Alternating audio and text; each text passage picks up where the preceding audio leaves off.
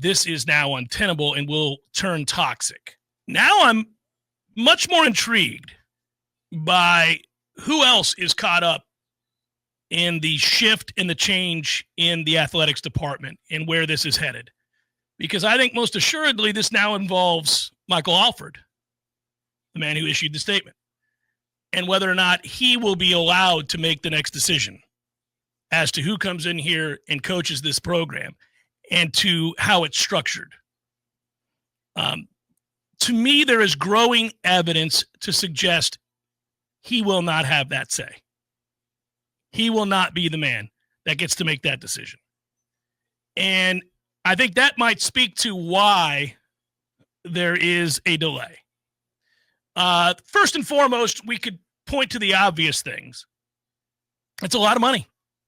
It's a lot of money. This program is not, say, Texas A&M or Notre Dame, in which the funds are unlimited. They are not. So first we have to be honest with ourselves about that aspect of it. They're not broke, but they don't have unlimited funds to where they could just call 2 or 3 of the multi-billionaire donors and say, hey, got to get this guy out of here. This is embarrassing. Can you stroke us that check, please? Not the same situation at Florida State as it is, say, Michigan. All right? So there's that. But if they really wanted to, and I think they do, they could make this work.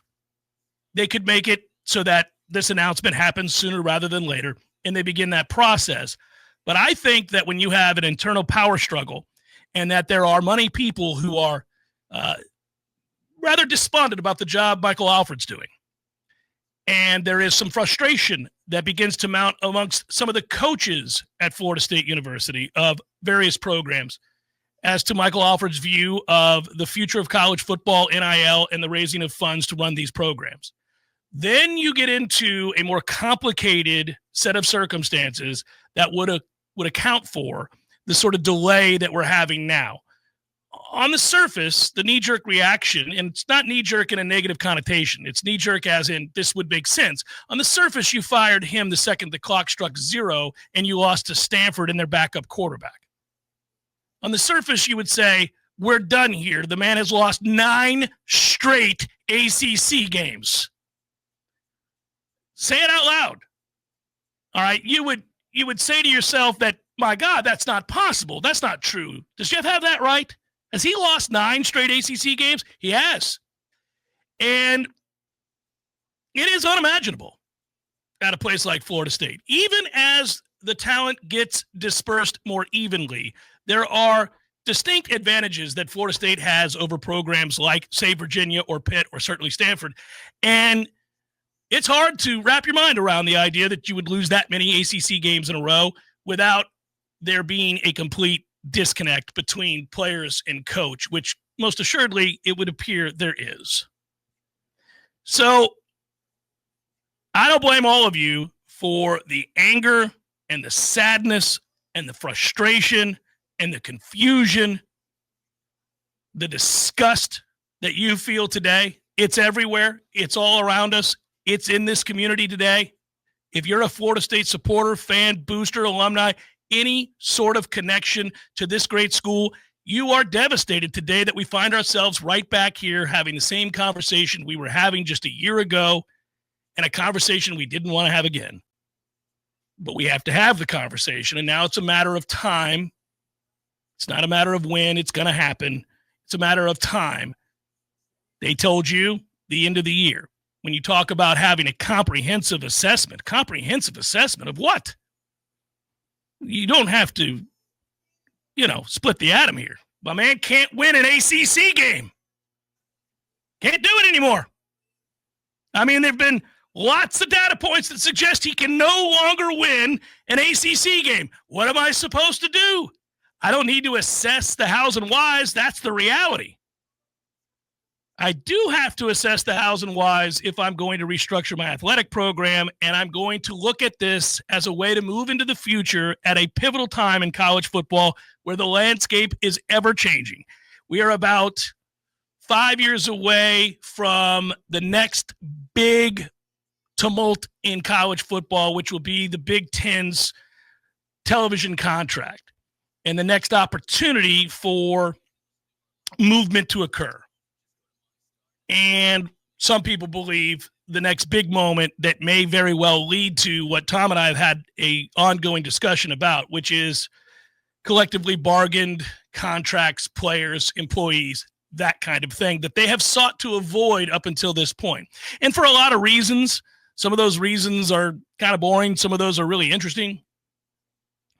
But I care more about this athletic program and the way it presents itself over the next 3 years, because if your ducks aren't in a row by 2028, then you're kind of up against it. You got to get to where you're, somewhat house in order.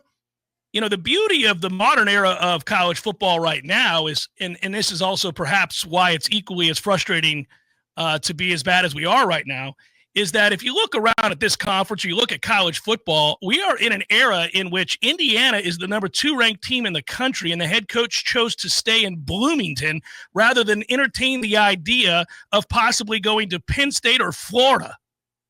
We are in an era in which Georgia Tech is in the top 10 and Vanderbilt is number 10. We are in an era where more teams can compete than ever before.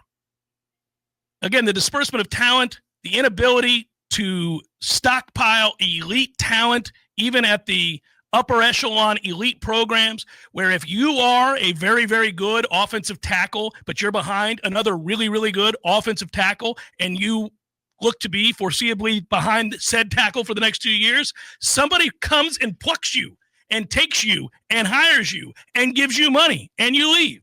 So the depth for the upper echelon programs is not what it once was. And we're seeing that. We're seeing about how it is on Saturdays. The number 6 team and the number 15 team, not that big a difference anymore. Not that big a difference anymore. Even modern powerhouses like Georgia lack the quality depth that they once enjoyed. You see those players leave, and if there are a few injuries, they're imminently gettable. All of a sudden you realize they're a little bit suspect. They're not the juggernaut that you picture when you see the red and the black and the gray and the G, and you think, oh, well, that's a dominant defense. Is it? Mm-mm. They're good. They fight hard. They play hard. They're well coached. They're all those things, but they're not as deep as they once were. And that really goes for almost every program. The exception might be Ohio State, which just once in a while, you just wonder, my goodness gracious, are they ever going to be as fallible as they need to be so that others can have a turn atop the Big Ten? I know Michigan did. We all know what happened there. But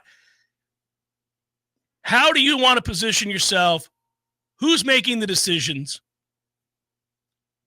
I think to some degree, Mike Norvell not being fired yesterday, tells you that maybe Michael Alford isn't the only one making those decisions. Let's put it that way.